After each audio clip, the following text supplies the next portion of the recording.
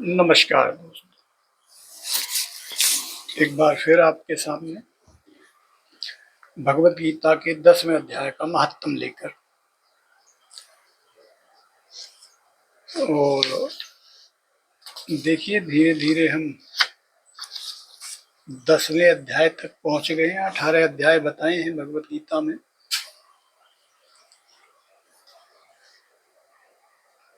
तो इतना तो नहीं कह सकते हम कि हमें बहुत कुछ मिल गया है, लेकिन कुछ मिल गया है।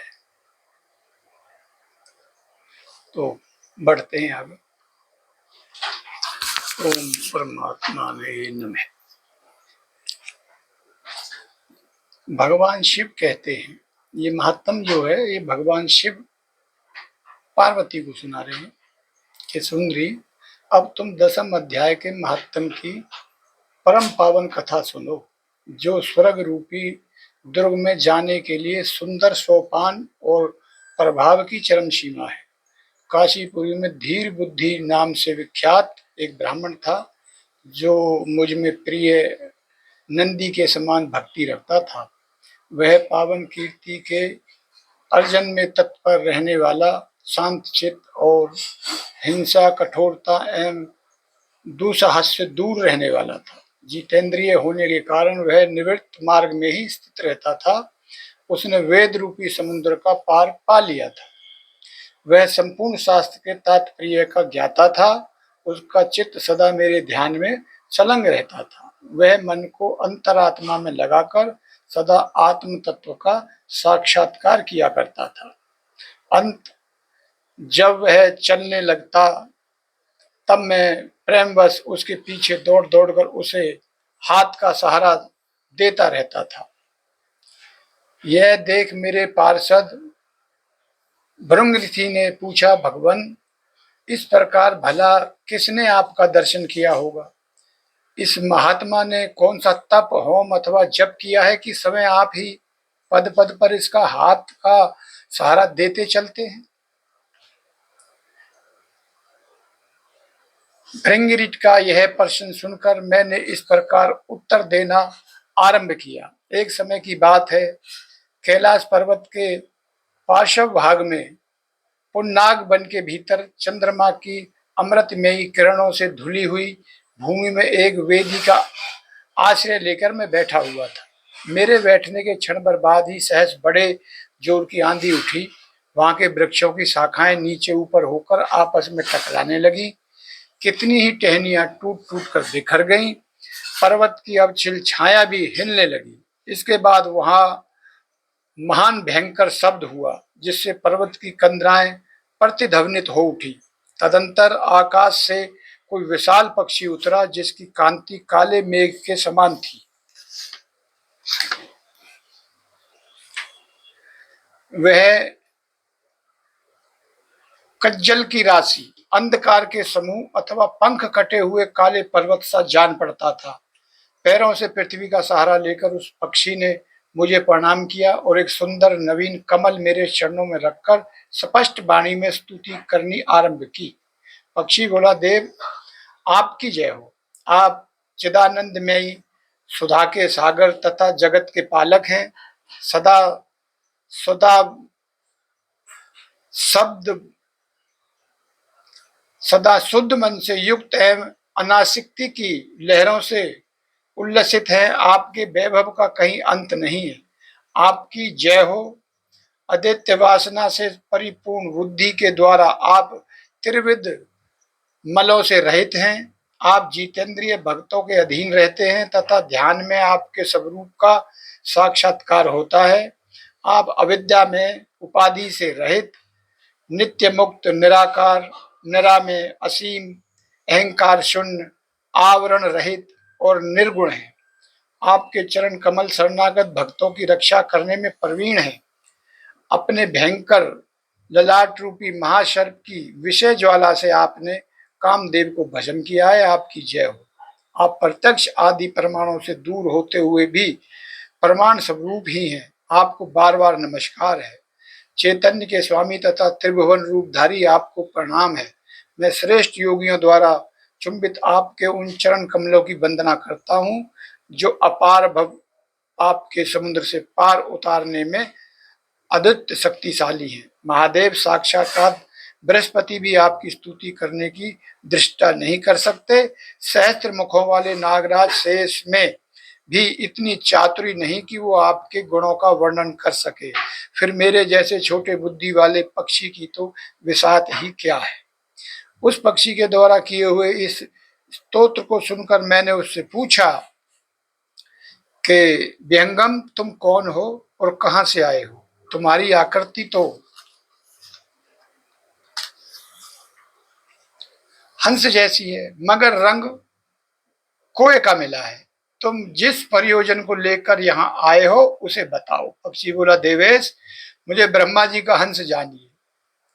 दुर्जटे जिस कर्म से मेरे शरीर में इस समय कालिमा आ गई है उसे सुनिए प्रभु। यद्यपि आप सर्वज्ञ हैं, अंत आपसे कोई भी बात छिपी नहीं है, तथापि यदि आप पूछते हैं तो मैं बतलाता। सौराष्ट्र सूरत नगर के पास एक सुंदर सरोवर है जिसमें कमल लहलाते रहते हैं। उसी में से बाल चंद्रमा के टुकड़े जैसे श्वेत मृगलाओं के ग्रास लेकर मैं बड़ी तीव्र गति से आकाश में उड़ रहा था। उड़ते उड़ते सहसा वहां से पृथ्वी पर गिर पड़ा। जब होश में आया और अपने गिरने का कोई कारण न देख सका तो मन ही मन सोचने लगा, हो यह मुझ पर क्या पड़ा, आज मेरा पतन कैसे हो गया। पके हुए कपूर के समान मेरे श्वेत शरीर में यह कालिमा कैसे आ गई। इस प्रकार विस्मित होकर मैं अभी विचार ही कर रहा था कि उस पोखर के कमलों में से मुझे ऐसी वाणी सुनाई दी, हंस उठो, मैं तुम्हें तुम्हारे गिरने और काले होने का कारण बताती हूँ। तब मैं उठकर सरोवर के बीच में गया और वहां 5 कमलों से युक्त एक सुंदर कमलिनी को देखा। उसको प्रणाम करके मैंने प्रदक्षिणा की और अपने पतन का सारा कारण पूछा। कमलिनी बोली, कल हंस तुम आकाश मार्ग से मुझे लांग कर गए हो। उसी पातक के परिणामवश तुम्हें पृथ्वी पर गिरना पड़ा तथा उसके कारण तुम्हें शरीर में कालिमा दिखाई देती है। तुम्हें गिरा देख मेरे हृदय में दया भर आई और जब मैं इस माध्यम कमल के द्वारा बोलने लगी हूँ उस समय मेरे मुख से निकली हुई सुगंध को सूंघकर 60,000 भंवरे स्वर्गलोक को प्राप्त हो गए हैं।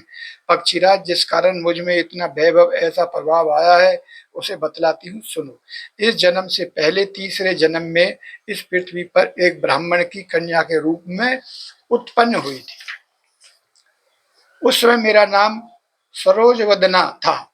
मैं गुरुजनों की सेवा करती हुई सुंदर एकमात्र पति व्रत के पालन में तत्पर रहती थी। एक दिन की बात है, मैं एक मैना को पढ़ा रही थी। इससे पति सेवा में कुछ विलंब हो गया। इससे पति देव कुपित हो गए और उन्होंने शाप दिया, पापनी तू मैना हो जा। मरने के बाद यद्यपि मैं मैना ही हुई तथापि पतिव्रत के प्रसाद से मुनियों के ही घर में मुझे आश्रय मिला। किसी मुनि कन्या ने मेरा पालन पोषण किया। मैं जिनके घर में थी वे ब्राह्मण प्रतिदिन प्रातःकाल विभूति योग नाम से प्रसिद्ध गीता के 10वें अध्याय का पाठ करते थे और मैं उस पापहारी अध्याय को सुना करती थी। व्यंगम काल आने पर मैं मैना का शरीर छोड़कर 10वें अध्याय के महत्तम से स्वर्गलोक में अप्सरा हुई। मेरा नाम पद्मावती हुआ और मैं पदा की प्यारी सखी हो गई। एक दिन मैं विमान से आकाश में विचर रही थी। उस समय सुंदर कमल से सुशोभित इस रमणीय सरोवर पे मेरी दृष्टि पड़ी। इससे उतरकर ज्यों ही मैंने जल क्रीड़ा आरंभ की त्यों ही दुर्वासा मुनि आ धमके। उन्होंने वस्त्रहीन अवस्था में मुझे देख लिया। उनके भय से मैंने स्वयं ही एक कमलनी का रूप धारण कर लिया। मेरे दोनों पैर 2 कमल हुए, दोनों हाथ भी 2 कमल हो गए और शेष अंगों के साथ मेरा मुख भी एक कमल हुआ। इस प्रकार मैं 5 कमलों से युक्त हुई। मुनिवर दुर्वासा ने मुझे देखा। उनके नेत्र क्रोध अग्नि से जल रहे थे। वे बोले, पापनी तू इस रूप में 100 वर्षों तक पड़ी रहे। यह शाप देकर वे क्षण भर में अंतर ध्यान हो गए। कमलनी होने पर भी विभूति योग अध्याय के महात्म से मेरी वाणी लुप्त नहीं हुई है।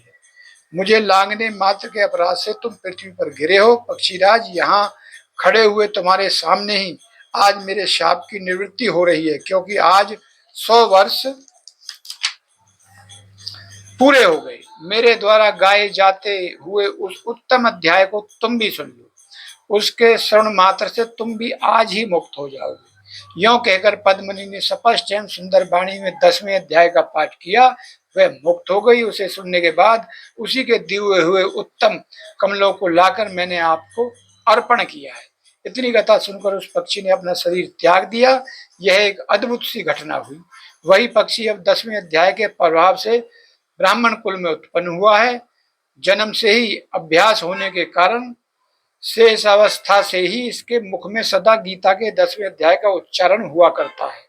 10वें अध्याय के अर्थ चिंता का यही परिणाम हुआ है कि यह सब भूतों में स्थित शंख चक्रधारी भगवान विष्णु का सदा ही दर्शन करता रहता है। इसकी स्नेहपूर्ण दृष्टि जब भी किसी देहधारी के शरीर पर पड़ जाती है, तब वह चाहे शराबी ब्रह्म हत्यारा ही क्यों ना हो, मुक्त हो जाता है। तथा पूर्व जन्म में अभ्यास किए हुए 10वें अध्याय के महात्म से इसको दुर्लभ तत्व ज्ञान प्राप्त है। इसने जीवन मुक्ति भी पा ली है। अंत जब यह रास्ता चलने लगता है तो मैं इसे हाथ का सहारा दिए रहता हूँ। रंग रिटे यह सब 10वें अध्याय की ही महिमा है। पार्वती, इस प्रकार मैंने भंग ऋषि के सामने जो पाप नाशक कथा कही थी, वही यहाँ तुमसे भी कही है। नर हो या नारी अथवा कोई भी क्यों ना हो, इस 10वें अध्याय के श्रवण मात्र से उन सब आश्रमों के पालन का फल प्राप्त होता। बोलिए 10वें अध्याय हमने भी पढ़ लिया है और ये तय है, हमारे मन में विश्वास है कि हमारे भी इस जीवन में किए हुए जो कर्म है, हमें भी उनसे मुक्ति।